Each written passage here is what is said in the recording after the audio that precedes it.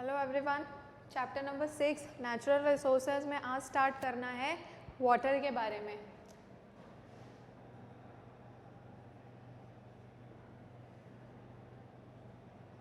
ठीक है, तो वाटर होता क्या है? Water is a renewable source which is essential for the life.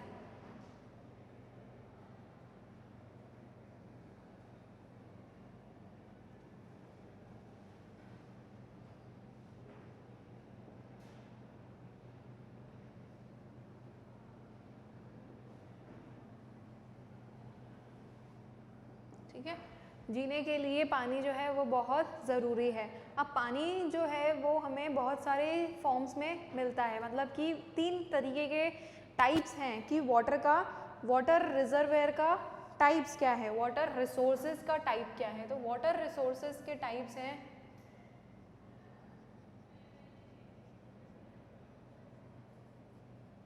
ठीक है। वाटर रिसोर्सेज के जो टाइप्स की अगर हम डिस्कस करें तो सबसे पहला तो है फ्रेश वाटर रिजर्वेयर। ठीक है, फ्रेश वाटर हमें मिलेगा। दूसरा हमें मिलेगा ग्राउंड वाटर, जो कि पानी ज़मीन में है।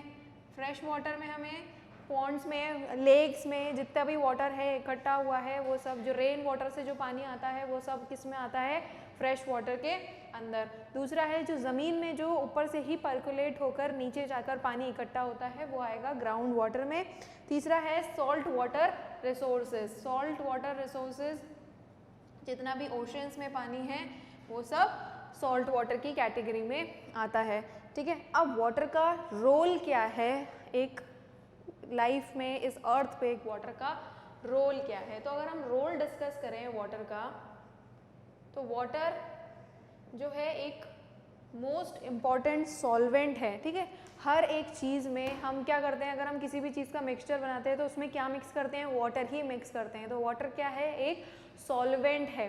ठीक है, वाटर एक यूनिवर्सल सॉल्वेंट है। ठीक है, उसके बाद क्या है, जितनी भी वेरियस मेटाबॉलिक एक्टिविटीज़ होती हैं हमारी लाइफ में, मतलब हमारी बॉडी के अंदर या प्लांट्स के अंदर, सबके लिए क्या चाहिए? वाटर चाहिए। इवन वाटर में ही डिज़ोल्व होकर जो है चीज़ें ट्रांसपोर्ट होती हैं अपनी बॉडी के अंदर। ठीक है, फोटोसिंथेसिस जो कि सबसे इम्पॉर्टेंट पार्ट है, उस फोटोसिंथेसिस के अंदर भी जो ऑक्सीजन रिलीज होती है, जो हम सांस लेते हैं, हम ऑक्सीजन जो लेते हैं वो ऑक्सीजन भी प्लांट्स के अंदर ड्यूरिंग फोटोसिंथेसिस वाटर से ही रिलीज होती है। ठीक है, तो वाटर जो है वो एक बहुत ज़्यादा इम्पॉर्टेंट पार्ट है।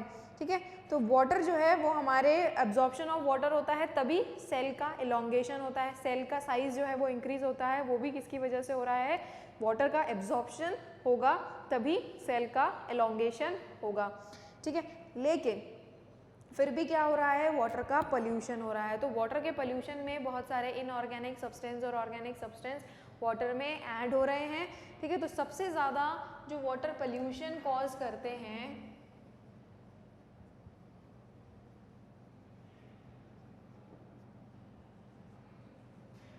ठीक है, तो सबसे ज़्यादा वाटर का पोल्यूशन कौन कॉज करेगा? सबसे ज़्यादा वाटर का पोल्यूशन कॉज होता है डिटर्जेंट से। ठीक है, कपड़े धोते हैं तो साबुन जो है, सर्फ है, इवन एनिमल्स को भी नहलाते हैं रिवर्स में, तो उसके लिए भी क्या यूज़ करा जाता है? डिटर्जेंट। तो वो सारा पानी जो है वो पानी में जो है वाटर रिजर्वर में जाके मिलता है और वहाँ पर ये सबसे ज़्यादा वाटर को पोल्यूशन कॉज करता है। और जो डिटर्जेंट के अंदर जो केमिकल्स प्रेजेंट होते हैं वो नॉन बायोडिग्रेडेबल होते हैं, मतलब कि उनको माइक्रो ऑर्गेनिज्म डिग्रेड नहीं कर पाते। तो डिग्रेड नहीं कर पाते हैं तो इसका मतलब क्या है? वो एज इट इज़ वहीं वाटर में प्रेजेंट रहेंगे और वहाँ पर क्या करेंगे? वहाँ पर पोल्यूशन कॉज करेंगे। ठीक है, तो इसकी ट्रीटमेंट के लिए क्या किया जाता है? पहले ही डिटर्जेंट वाले वाटर को ट्रीट किया जाए वाटर में, जो वाटर रिजर्वेयर है, लेक्स वाटर्स हैं, पॉन्ड्स हैं, उनमें मिक्स करने से पहले ही उनको ट्रीट किया जाए। दूसरा अगर हम यहाँ पे डिस्कस करें सीवेज।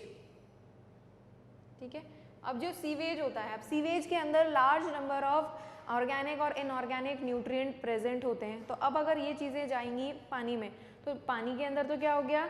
न्यूट्रिएंट बढ़ गए तो न्यूट्रिएंट बढ़ जाएंगे तो वहाँ माइक्रो ऑर्गेनिज्म की ग्रोथ बढ़ जाएगी, माइक्रो ऑर्गेनिज्म की ग्रोथ बढ़ जाएगी तो वो क्या करेंगे, वाटर में से ऑक्सीजन को यूटिलाइज कर लेंगे। तो अगर वाटर की ऑक्सीजन को यूटिलाइज कर लेंगे तो वाटर में तो ऑक्सीजन बचेगी ही नहीं। तब अगर वाटर में ऑक्सीजन नहीं बचेगी तो वो क्या करते हैं, उस जगह उस वाटर की ऑक्सीजन डिमांड जो है, biological oxygen demand, BOD, biological oxygen demand, ठीक है, ये बायोलॉजिकल ऑक्सीजन डिमांड इंक्रीज हो जाएगी किसकी, वाटर की, क्योंकि वाटर में जो ऑक्सीजन प्रेजेंट थी उसको तो डिकम्पोजर्स ने या और जो बैक्टीरिया वहाँ पर हैं उन्होंने एब्जॉर्ब कर लिया, यूटिलाइज कर लिया, तो अब वाटर के अंदर ऑक्सीजन हो गई खत्म। तो वाटर की जैसे ही ऑक्सीजन डिमांड इंक्रीज हुई तो डिटेक्ट किया जाता है कि वहाँ पर क्या है, पॉल्यूशन है, ठीक है। अब क्या किया जाता है कि इस सीवेज को वाटर बॉडीज में डालने से पहले ही ट्रीट किया जाता है एक ऑक्सीडेशन टैंक के अंदर। तो उस ऑक्सीडेशन टैंक के अंदर क्या किया जाता है, इस सीवेज को इकट्ठा कर दिया जाता है, ठीक है। अब ऑलरेडी वो रिच इन न्यूट्रिएंट है तो वहाँ पर बैक्टीरिया और एल्गे की ग्रोथ जो है वो इंक्रीज हो जाती है, ठीक है। अब बैक्टीरिया क्या करेंगे, वहाँ पर बैक्टीरिया जो है वो डिकम्पोज करेंगे जितना भी ऑर्गेनिक मटेरियल उस सीवेज में प्रेजेंट होगा, जितना भी ऑर्गेनिक मटेरियल उस सीवेज में प्रेजेंट था उसको बैक्टीरिया क्या करेंगे, डिकम्पोज करेंगे। डिकम्पोज करेंगे तो कार्बन डाइऑक्साइड रिलीज करेंगे, ठीक है। कार्बन डाइऑक्साइड रिलीज होगी तो उस कार्बन डाइऑक्साइड को कौन यूटिलाइज करेगा, एल्गे यूटिलाइज करेगा। अब एल्गे कार्बन डाइऑक्साइड यूटिलाइज कर रही है तो वो क्या करेंगे, ऑक्सीजन रिलीज करेंगे, ठीक है। क्या होगा यहाँ पर, सीवेज के अंदर क्या किया जाता है, उस टैंक, ऑक्सीडेशन टैंक के अंदर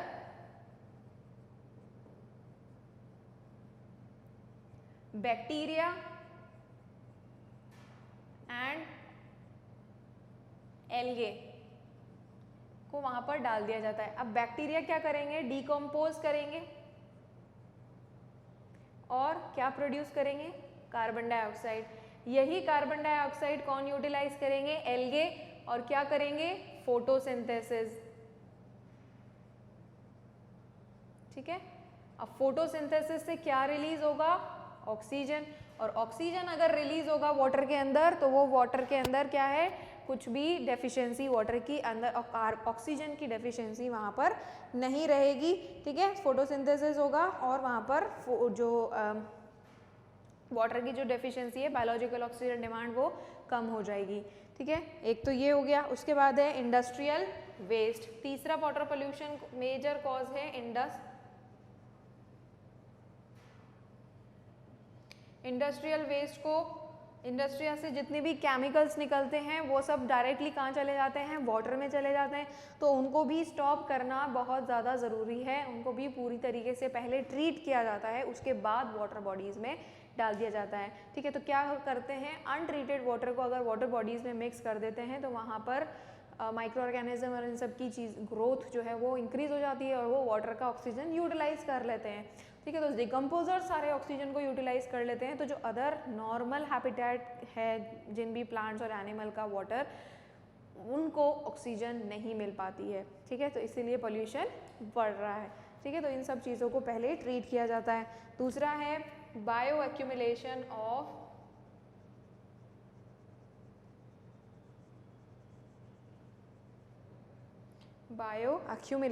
ऑफ पेस्टिसाइड्स, ठीक है। अब ये पेस्टिसाइड्स जो हैं, केमिकल्स हैं, बह के सब कहाँ चले जाते हैं, पानी में चले जाते हैं। पानी में से अगर वो पेस्टिसाइड्स चले गए सपोज फिश के अंदर, अब फिश के अंदर चले गए तो फिश को ह्यूमन बींग्स ने खा लिया, ठीक है। तो इस तरीके से क्या है, हर एक लेवल पर इन केमिकल्स का जमा होता चला जा रहा है, ठीक है। तो deposition of the chemical at each trophic level, उसको कहते हैं बायो मैग्निफिकेशन, ठीक है। यानी कि deposition of the harmful chemicals at each increasing trophic level, तो उसको कहते हैं बायो मैग्निफिकेशन। उसके बाद लास्ट,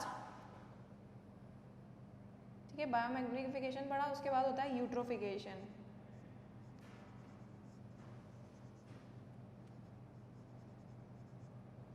कि यूट्रोफिकेशन के अंदर क्या होता है, यूट्रोफिकेशन के अंदर जैसे कि हमने अभी डिस्कस किया कि जो पेस्टिसाइड्स वगैरह होते हैं इनमें न्यूट्रिएंट बहुत ज़्यादा होते हैं, तो ये न्यूट्रिएंट क्या होंगे, वाटर में जाएंगे बह के। वाटर के अंदर अगर न्यूट्रिएंट इंक्रीज होंगे तो वाटर की सरफेस पर, ठीक है, सपोज वाटर टैंक है, उसकी सरफेस पर, उसकी पूरी सरफेस पर एल्गे का फॉर्मेशन हो जाएगा क्योंकि न्यूट्रिएंट ज़्यादा है, ठीक है, तो न्यूट्रिएंट ज़्यादा है तो वहाँ पर एल्गल ब्लूम हो जाएगा और पूरी जो वाटर की सरफेस है उसको प्लांट्स जो हैं वो कवर कर लेंगे। अब प्लांट अगर उस पूरे सरफेस को कवर कर लेंगे तो जो सनलाइट है वो नीचे नहीं जा पाएगी, तो जो ग्राउंड के जो प्लांट होंगे उनको सनलाइट नहीं मिलेगी, सनलाइट नहीं मिलेगी तो वो क्या होंगे, मर जाएंगे, मर जाएंगे तो फिशेस उनको नहीं खा पाएंगी, पौधे नहीं रहेंगे तो फिशेस भी मर जाएंगी। अब इन दोनों के ऊपर कौन एक्ट करेगा, डिकम्पोजर्स एक्ट करेंगे और फिर से वही हो जाएगा, डिकम्पोजर्स क्या करेंगे, सारी ऑक्सीजन ले लेंगे और पानी के अंदर ऑक्सीजन की डिमांड ख़त्म हो जाएगी, सॉरी इंक्रीज हो जाएगी। तो इंक्रीज अगर डिमांड हो रही है तो that means that water is polluted, ठीक है। तो ये तो था पूरा वाटर के बारे में, वाटर और वाटर पोल्यूशन के बारे में। डिस्कस करते हैं लिथोस्फेयर के बारे में।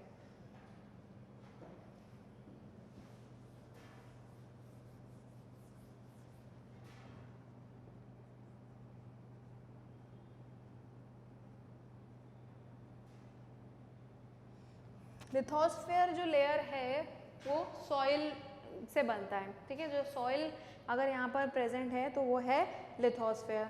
तो जो टॉप मोस्ट लेयर होती है अर्थ की,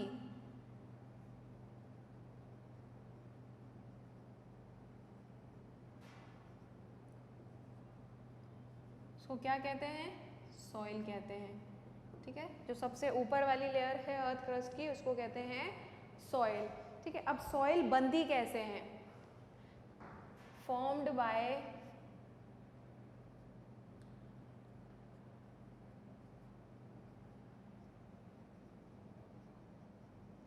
एक तो बनेगी वेदरिंग ऑफ रॉक्स, ठीक है, सालों साल पत्थर जो हैं वो एक दूसरे से टकराते हैं, टकरा के छोटे छोटे पार्टिकल और छोटे छोटे पार्टिकल से भी वो किस में कन्वर्ट हो जाते हैं, सॉइल में कन्वर्ट हो जाते हैं, ठीक है। और इसके साथ साथ क्लाइमेटिक फैक्टर्स भी बहुत इम्पॉर्टेंट है, ठीक है, क्लाइमेटिक फैक्टर्स भी बहुत इम्पॉर्टेंट है। उसके बाद हम पढ़ते हैं सॉइल के कॉन्स्टिट्यूट क्या हैं।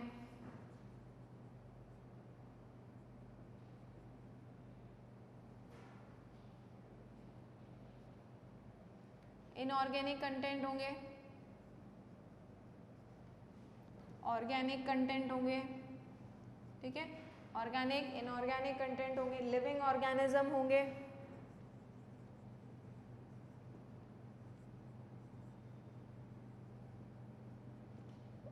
एंड एयर इन, ठीक है। सॉइल के पार्टिकल्स के बीच में थोड़ी बहुत जगह होती है पार्टिकल्स में, तो पार्टिकल्स के बीच में जहाँ जगह होती है वहाँ पर एयर प्रेजेंट होती है, ठीक है। उसके बाद है ऑर्गेनिक जो है वो प्रेजेंट होता है यहाँ पर 10% में अप्रॉक्स प्रेजेंट होता है ऑर्गेनिक कंटेंट, ठीक है, sorry organic content, organic content 10% में प्रेजेंट होता है, ठीक है। लिविंग कंपोनेंट्स होते हैं, सॉइल और वाटर भी वहाँ पर प्रेजेंट होता है, ठीक है। अब डिस्कस करते हैं टाइप्स ऑफ सॉइल के बारे में।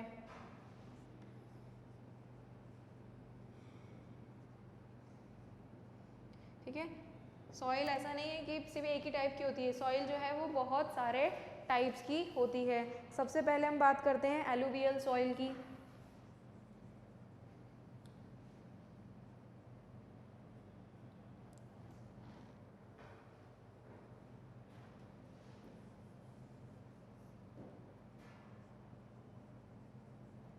ठीक है, एलुवियल सॉइल, ठीक है। तो ये जो सॉइल होती है it is rich in loam and clay,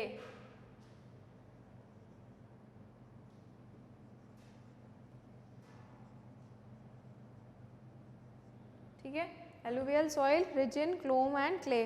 उसके बाद है ब्लैक सॉइल,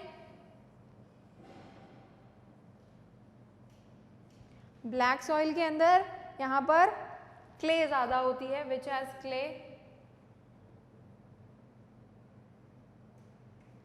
ठीक है, क्ले ज़्यादा होती है। उसके बाद है रेड सॉइल, जिसके अंदर सैंडी टू लोम होता है।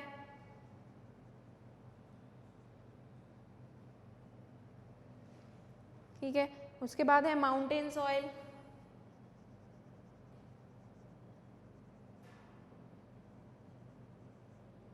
ठीक है। माउंटेन सॉइल के अंदर which is stony and sandy soil,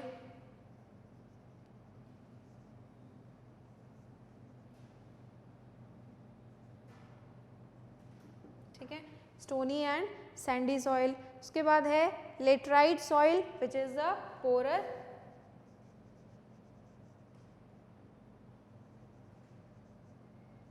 ठीक है। लेटराइट सॉइल के अंदर पोरस क्ले होती है, ठीक है। तो ये हैं कुछ types of soil.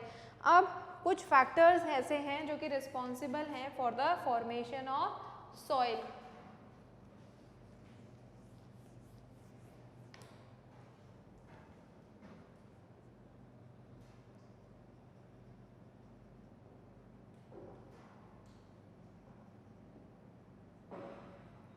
Formation of soil, soil बनती कैसे है? जैसे कि हमने स्टार्टिंग में डिस्कस किया था, वेदरिंग ऑफ रॉक्स होता है और क्लाइमेटिक कंडीशंस होती हैं।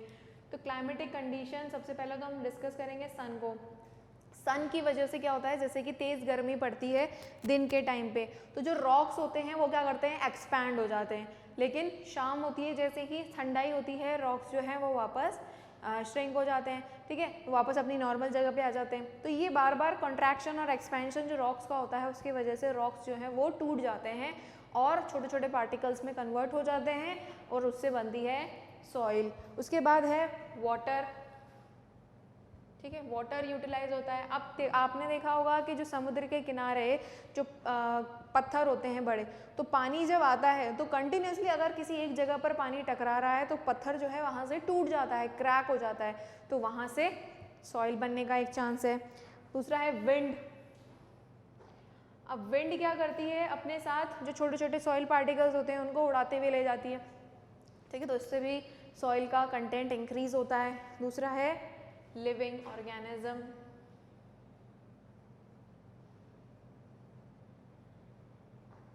ठीक है। अब ये लिविंग ऑर्गेनिज्म कौन से हैं, माइक्रोब्स हैं, ठीक है, बैक्टीरिया वगैरह हैं, ये सारी चीज़ें हैं लिविंग ऑर्गेनिज्म हैं, वो ग्रो होती हैं। जैसे कि फॉर एग्जांपल लाइकन्स हैं, वो पत्थरों पे ग्रो होती है, तो वो क्या करती है, पत्थर वहाँ पे एसिड रिलीज करती है जिसकी वजह से पत्थर में ब्रेक डाउन होता है, पत्थर टूटने लगता है, फिर उसके बाद मॉसेस आते हैं, तो ये सब क्या करते हैं, फिर ये मर जाते हैं, तो इनके ऊपर क्या एक्ट करते हैं, डिकम्पोजर्स, बैक्टीरिया एक्ट करते हैं। तो इस तरीके से बहुत सारे माइक्रो ऑर्गेनिज्म प्रेजेंट होते हैं सॉइल के अंदर। अब हम डिस्कस करते हैं सॉइल का पोल्यूशन।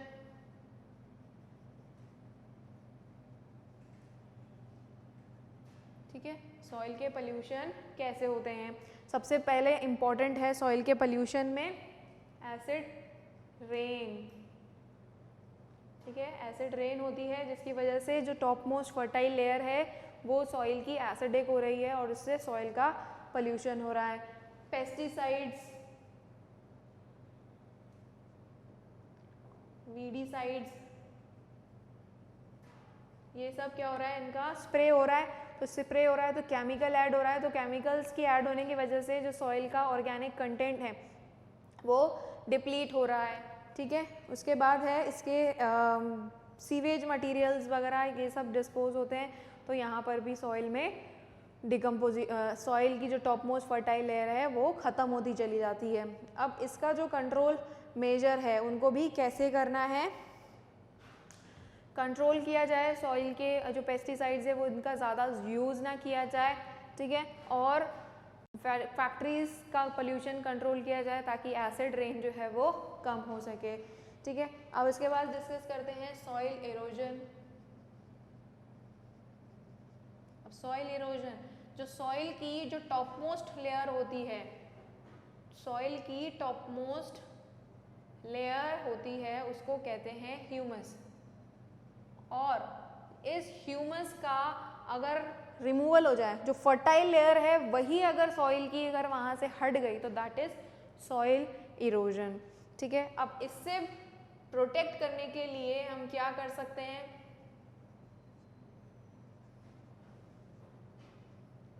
Prevention of erosion. सबसे पहला मोस्ट एंड इम्पॉर्टेंट स्टेप है एफॉरेस्टेशन। ज़्यादा से ज़्यादा पेड़ लगाए जाएं, ठीक है, ज़्यादा से ज़्यादा पेड़ लगाए जाएंगे तो वो क्या करेंगे, मिट्टी को होल्ड करके रखेंगे, मिट्टी को उड़ने नहीं देंगे। उसके बाद है boundaries of the field should be planted.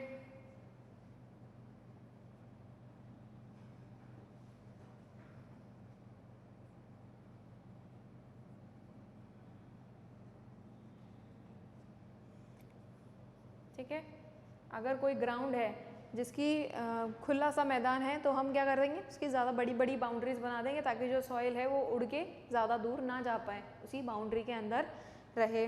ठीक है, proper drainage and irrigation arrangement.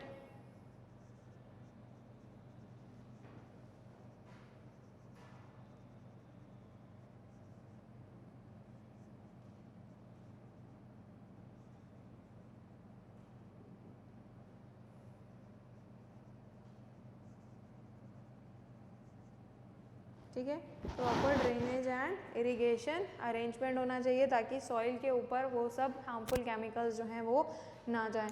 ठीक है, तो ये कंप्लीट होता है सॉइल इरोजन। स्टार्ट करते हैं बायो जियोकेमिकल साइकिल्स।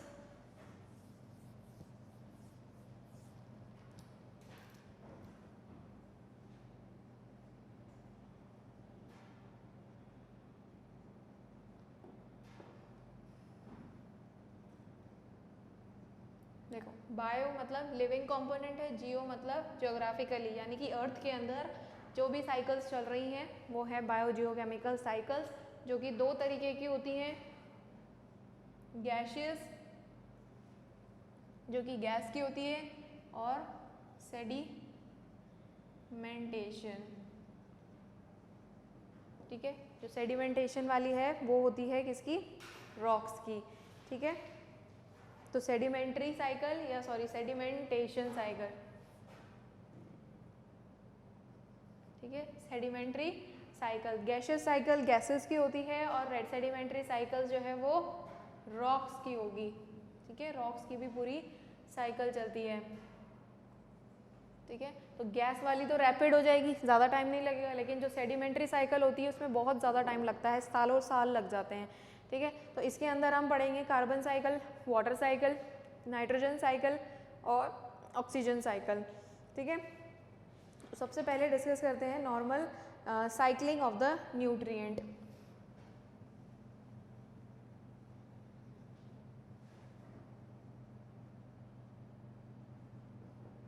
ठीक है, तो न्यूट्रिएंट किस तरीके से साइकिल होते हैं एनवायरनमेंट के अंदर। सपोज न्यूट्रिएंट प्रेजेंट है एनवायरनमेंट में,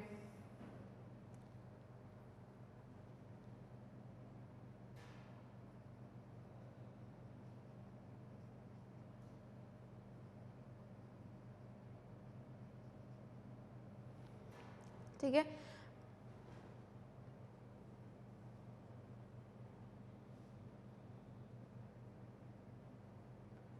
प्रोड्यूसर्स को किसने खाया, एनिमल्स ने खाया। ठीक है, अब एनिमल्स और अगर प्रोड्यूसर्स की दोनों की डेथ हो जाती है तो इनके ऊपर कौन एक्ट करेगा, डिकम्पोजर्स।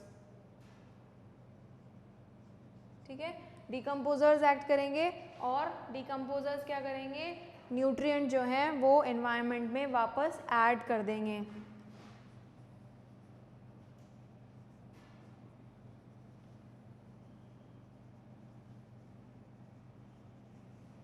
ठीक है, और प्लांट्स जो है वो वापस न्यूट्रिएंट एनवायरनमेंट में से ले लेंगे। ठीक है, तो ये है न्यूट्रिएंट की साइकिल। प्लांट्स ने क्या किया, न्यूट्रिएंट लिए, प्लांट्स को एनिमल्स ने खाया, दोनों मर गए, डिकम्पोजर्स ने एक्ट किया और वापस से न्यूट्रिएंट जो है वो एटमॉस्फेयर में एनवायरनमेंट में वापस डाल दिए। ठीक है,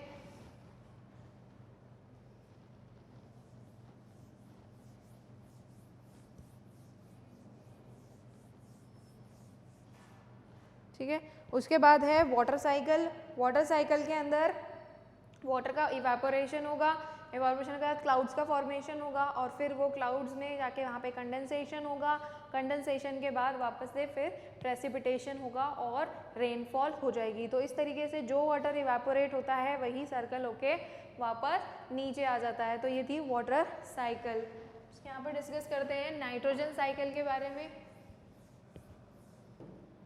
देखो एटमॉस्फेयर में जो नाइट्रोजन होती है,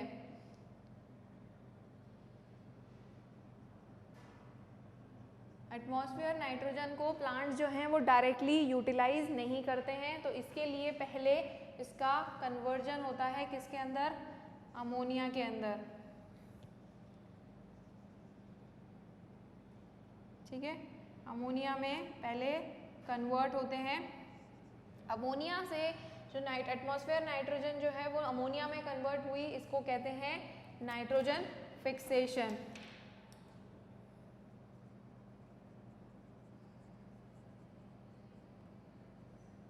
ठीक है, एटमॉस्फेयर की नाइट्रोजन को फिक्स किया है किसमें, अमोनिया के अंदर। और ये कौन फिक्स करता है, ये फिक्स करते हैं कुछ बैक्टीरिया जैसे कि एजोबैक्टर एंड क्लोस्ट्रीडियम।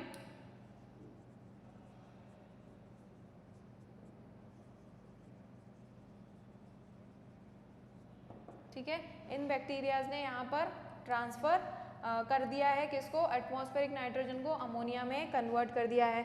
अब अमोनिया भी इस फॉर्म में नहीं है कि प्लांट उसको यूटिलाइज कर सकें, तो ये कन्वर्ट होगा नाइट्राइट में। ठीक है, नाइट्राइट में कन्वर्ट होगा और ये नाइट्राइट में कन्वर्ट होता है बाय कौन से बैक्टीरिया, नाइट्रोसोमोनाज से।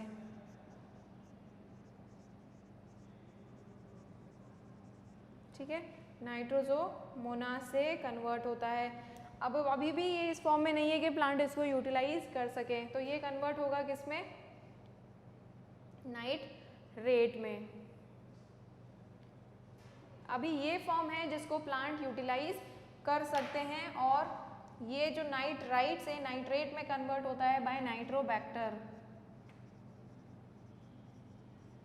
ठीक है, और ये अब इस फॉर्म में कन्वर्ट हो चुका है कि प्लांट्स इसको यूज कर सकें। प्लांट्स को कौन खाएगा, एनिमल्स खाएंगे। ठीक है, अब अगर दोनों ही मर जाते हैं तो इनके ऊपर कौन एक्ट करेगा, इनके ऊपर एक्ट करेंगे डीकम्पोजर्स।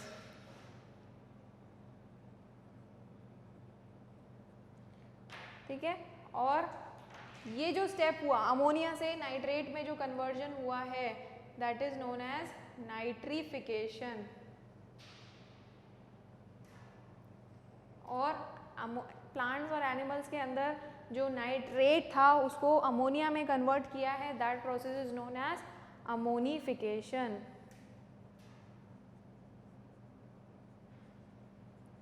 ठीक है, इसको कहेंगे अमोनिफिकेशन। अब ऐसा नहीं है कि जितनी नाइट्रेट फिक्स हुई थी पूरा प्लांट्स यूटिलाइज कर लेंगे, उस थोड़ी बहुत वापस से एटमॉस्फेयर में चली जाती है, and that process is known as denitrification. ठीक है, और ये कौन करेगा, सूडोमोनास। ठीक है, तो ये है नाइट्रोजन साइकिल। नाइट्रोजन साइकिल के अंदर क्या होता है, नाइट्रोजन जो है वो एटमॉस्फेयर से आती है, यहाँ पर कन्वर्ट होती है और वापस से एटमॉस्फेयर में चली जाती है। ठीक है, तो इस तरीके से ये है नाइट्रोजन की साइकिल। फर्स्ट स्टेप है नाइट्रोजन फिक्सेशन, कन्वर्ट हुआ अमोनिया में, अमोनिया अब कन्वर्ट होगा नाइट्रेट में। तो डायरेक्टली तो होगा नहीं, तो पहले कन्वर्ट होगा नाइट्राइट में बाय द बैक्टीरिया नाइट्रोसोमोनास, फिर कन्वर्ट होंगे नाइट्रेट में नाइट्रोबैक्टर से, जिसको बोलेंगे नाइट्रिफिकेशन। फिर ये प्लांट्स यूटिलाइज करेंगे और प्लांट्स को एनिमल्स खा लेंगे। दोनों मर गए तो उनके ऊपर कौन एक्ट करेगा, डिकम्पोजर्स एक्ट करेंगे, और इस प्रोसेस को कहते हैं अमोनिफिकेशन। रिमेनिंग नाइट्रेट जो है वो एटमॉस्फेयर में वापस चली जाएगी, उसको बोलेंगे डीनाइट्रिफिकेशन, और कौन से बैक्टीरिया करेंगे, सूडोमोनास। ठीक है, तो ये थी नाइट्रोजन साइकिल। ठीक है, अब इसके बाद डिस्कस करते हैं कार्बन साइकिल।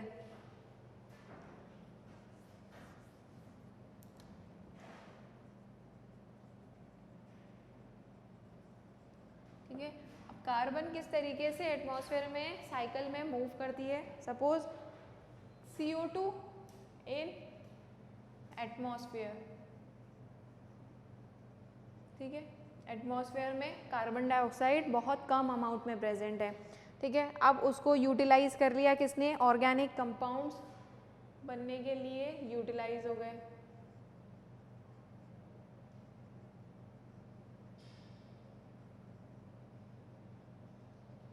ठीक है। प्लांट्स ने यूटिलाइज किया कार्बन डाइऑक्साइड को, कार्बन डाइऑक्साइड को प्लांट्स ने यूटिलाइज कर लिया, ठीक है।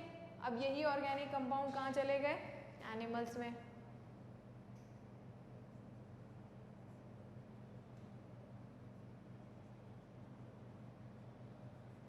ठीक है।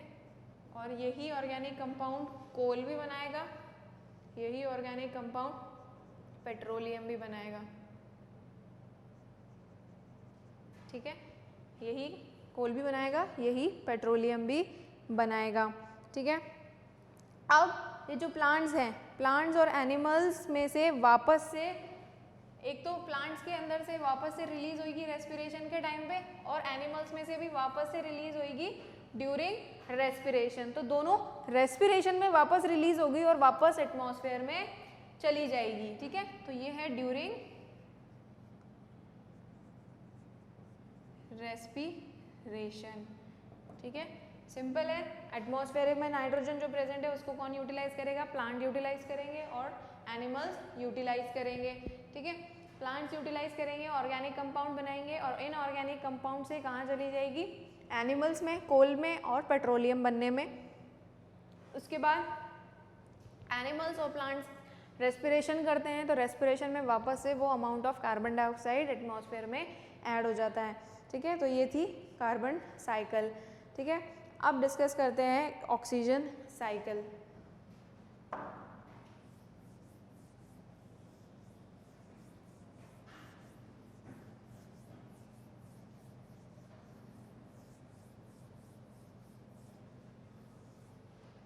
ठीक है, तो ऑक्सीजन साइकिल के अंदर सबसे पहले एटमॉस्फेरिक ऑक्सीजन की अगर हम बात करें,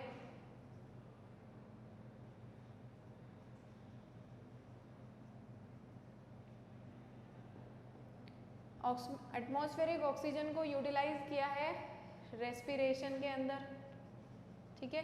सबने यूटिलाइज कर लिया, प्लांट्स और एनिमल ने रेस्पिरेशन के अंदर। रेस्पिरेशन में यहाँ पे रिलीज हुआ है CO2 और H2O, ठीक है। हम रेस्पायर करते हैं तो ऑक्सीजन लेने के बाद हम क्या रिलीज करते हैं, carbon dioxide and water vapour. दोनों में O2 है, ऑक्सीजन है दोनों में, ठीक है। अब ये दोनों कहाँ चले जाते हैं, फोटोसिंथेसिस में,